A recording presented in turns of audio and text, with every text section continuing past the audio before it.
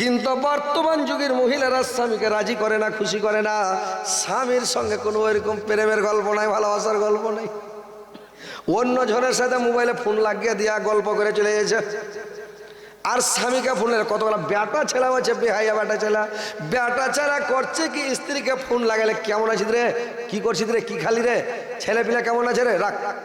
বলে হ্যাঁ জি তোমার এখানে গল্প করা হলো, হ্যাঁ রাখ তো বিনা কামে, আর কি গল্প করবো, আর গল্প ঢুঁড়াবে না। ও যখন ওর প্রেমিকাকে লাগিয়ে দিছে, ওর ভালোবাসাকে যখন লাগিয়ে দিল, তখন লাগিয়ে দিয়ে তখন করলো কি এমন গল্প শুরু করলো, ঘন্টার ঘন্টা গল্প করছে।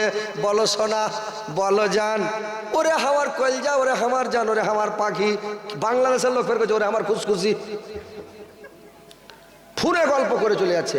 তো কথা হচ্ছে মা বোনেরা, স্বামীকে ভালোবাসো, স্বামীর সেবা করো, দাবিদারি করো, স্বামীকে সন্তুষ্ট করো, স্বামী যেন রাজি থাকে, খুশি থাকে, স্বামীটাকে তোমার উপরে নারাজ না থাকে।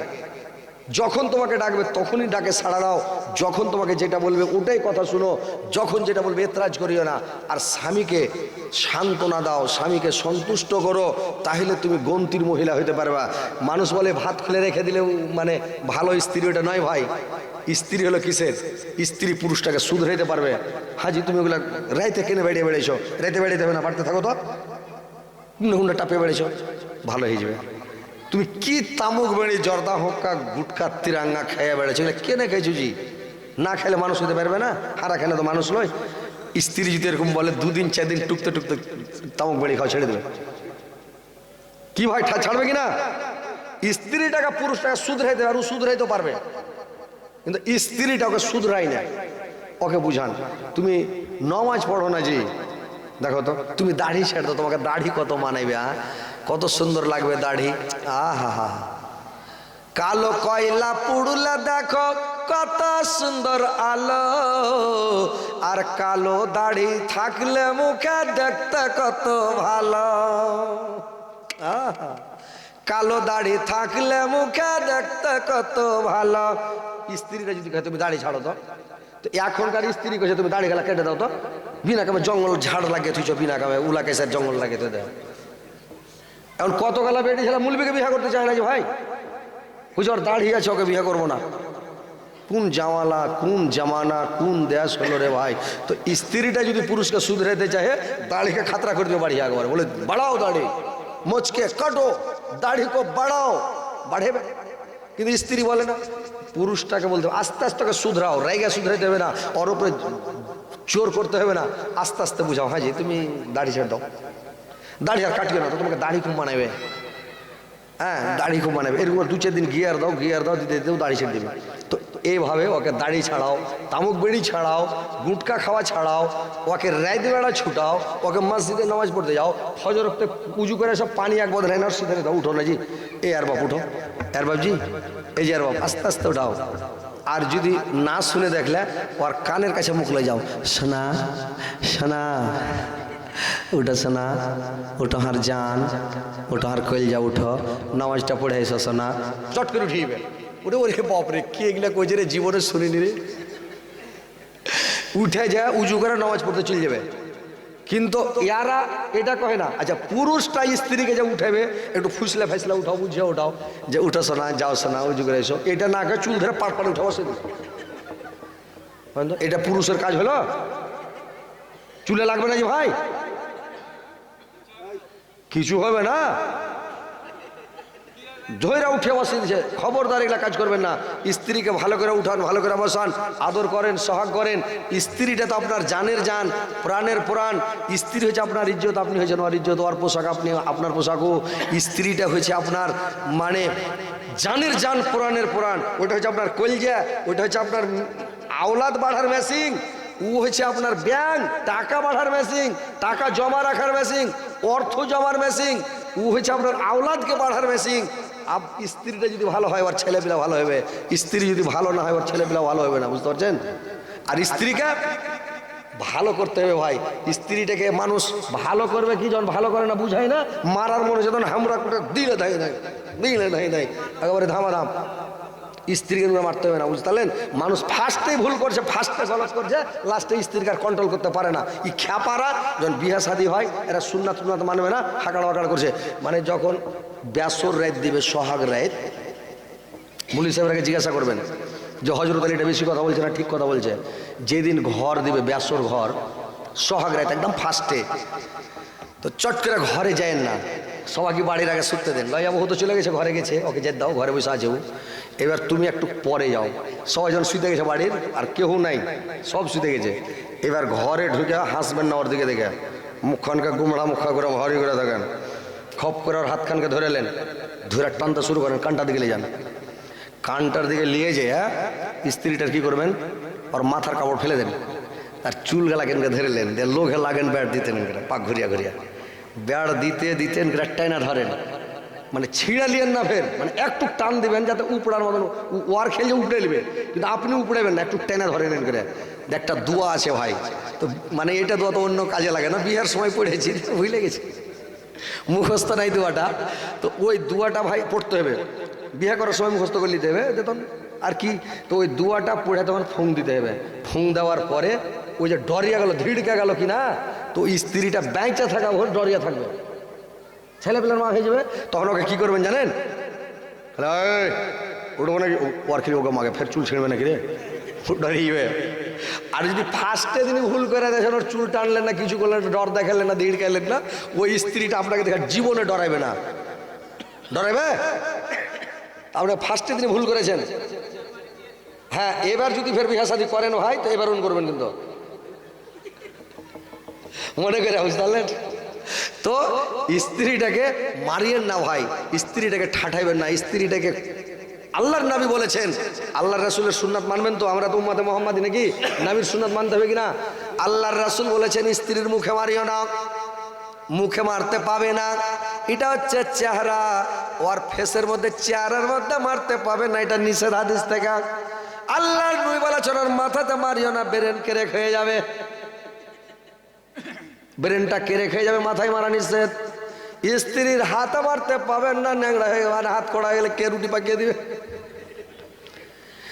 স্ত্রীর আগা দিকে মারা যাবে না, স্ত্রীর পায়ে মারা যাবে না, ন্যাংরা হয়ে গেলে কে পানি এনে দিবে কল চেপে। স্ত্রীর পিঠে মারা যাবে না, নিষেধ আছে রে ভাই, যদি মেরে দেন ঘুষি, যদি হুকি লাগা যায় তো মরে যাবে, মারতে নিষেধ, পিঠে মারিও না। স্ত্রীর কুণ্ঠে মারবা, যেখান জায়গাতে হাড্ডি নাই ভাই ওখান জায়গাতে মারবা। এবার মারবা তো কিল মারিও না, লাঠি মারিও না, সবল মারিও না, হাইসা কাচ্চা দিয়া উল্টা হাইসা ঝেড়ে দিও না। স্ত্রীটাকে মারবা কে দেয়া, আল্লাহর নবী বললেন তুমি স্ত্রীকে মারো মিসওয়াক দিয়া। মিসওয়াক বুঝেন তো না, দাঁতল বুঝেন, মিসওয়াক দাঁতলে কি, ওই মিসওয়াকের বাড়ি মারতে হবে ভাই।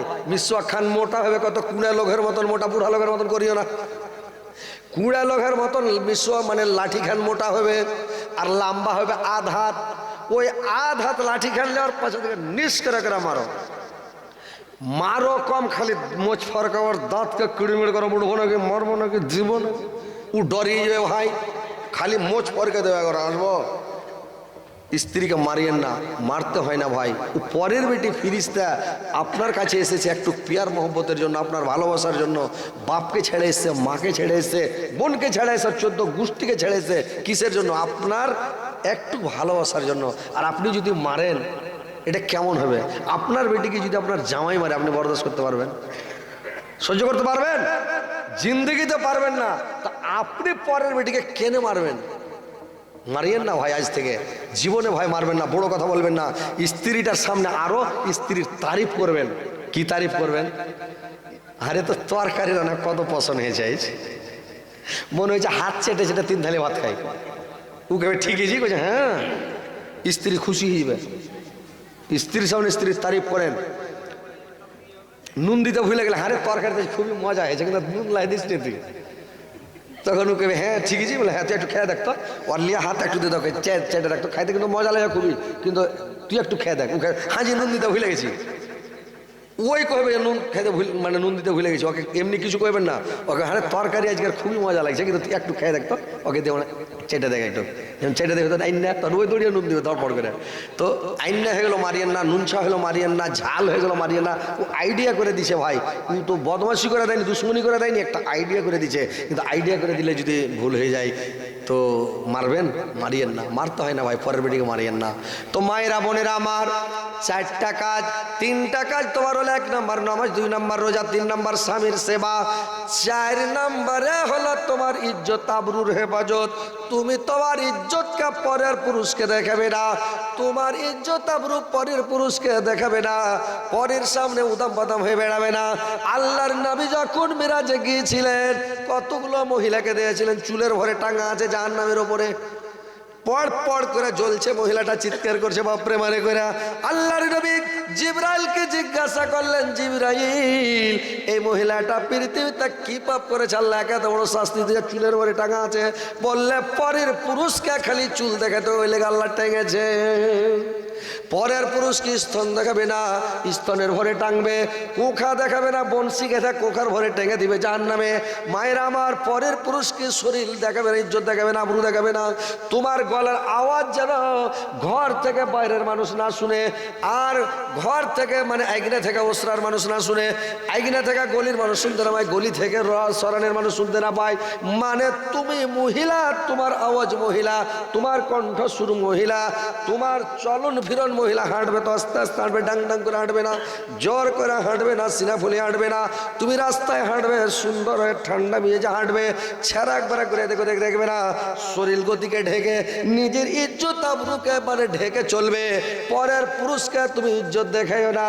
তোমার গলার আওয়াজ গীত গাইবে না জোরে, যারা জোরে জোরে গীত গায় ওর জিভা থেকে যত দূর গীতের আওয়াজ যাবে, জিভাটাকে টাইনে যা পড় পড়ে করে ওইখানে চান্দিয়ালা কাঁটা পুঁতবে, আর ওকে বসে থাকবে জাহান্নামের তলাতে। ভাই তো মায়েরা বোনেরা আমার, গীত বলবেন না, জোরে ঝগড়া করবে না যে তোমার আওয়াজ এখান থেকে 18 মাইল চলে যায়, চিল্লাবে না, চিল্লাইতে হয় না, ঝগড়া করতে হয় না, গীত গাইতে হয় না। মেয়ে ছেলে তোমাদের আওয়াজ মহিলা, তোমরা কারো মানে ইজ্জত আবরুর হেফাজত করো, তোমরা নিজের কণ্ঠসুরের হেফাজত করো। জোর করে কথা বলবে না, মানুষকে মধুর সুরে কথা বলবে না। ফোন কেউ যদি লাগিয়ে দেয় তোমাকে, তোমার মোবাইলে ফোন ঢুকে গেছে, জোর করে কথা কড়া করে বলবে, একটু জোর করে কথা বলবে। কে তুমি বলছো, কে আছো, তাড়াতাড়ি বন্ধ করো, এভাবে বন্ধ করে দে ফোনটা। আর যদি ওখানে ভালোভাবে বলো, কে আছেন ভাইয়া, কেমন আছেন দাদা, কেমন আছেন না, কি বলছেন যে এই কাজ খারাপ হয়ে গেল। তো তুমি মহিলা কারোর সঙ্গে কথা বলবে না। আর বাড়িতে আপনার একটা কাজ করবেন ভাই, বাড়িটাকে পর্দার মধ্যে রাখেন, আর গেটে তালা সিস্টেম করেন, অন্য বাড়ির পুরুষ যাতে আপনার বাড়ি চট করে ঢুকতে না পারে। ডেড়ি দিয়ে আওয়াজ দিবে, বাড়িতে আছেন, বাড়িতে তাহলে আপনি বেরিয়ে যান, বলতে কথা বলেন, বারান্দা করেন, সাইড রুম করেন, এটা বলতে বৈঠক রুম করেন, ওখানে গল্প করেন, ওখান থেকে ওকে বিদায় করে দেন। ওরকম কুটুমাইলে গলতে চা খিলান, পান খিলান, ওখানে ওকে নাস্তা খিলান, বাড়িতে ঢুকবে না, বহু বেটিকে দেখবেন ওখান থেকে উড়িয়ে দেন ওকে। বিহারের মাটিতে, বিহারে এখনো সিস্টেম আছে, এখনো বিহারে প্রত্যেক বাড়িতে বৈঠক রুম আছে। জীবনী করলাম, এই 5 রাত করে আসলাম, জীবনী পরশু দিন এসছি, তো জীবনী করে আসলাম 5 রাত, তো বাড়ির বহু বেটিকে দেখতে পাওয়া যায় না, দেখতেই দেয় না যে ভাই।